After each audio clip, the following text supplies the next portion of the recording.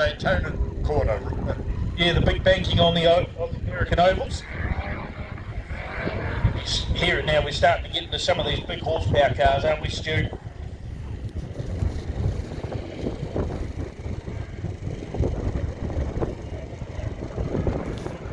This is Mike Wellington. This is actually one of Hayden Paddon's earlier rally cars, his Evo 8 that I think he won his, or really started out in the New Zealand Rally Championship on the pathway to WRC stardom.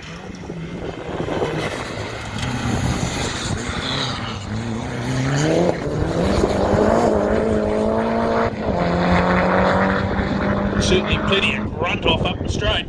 Yes, it has. Quite a... This is Mike Wellington.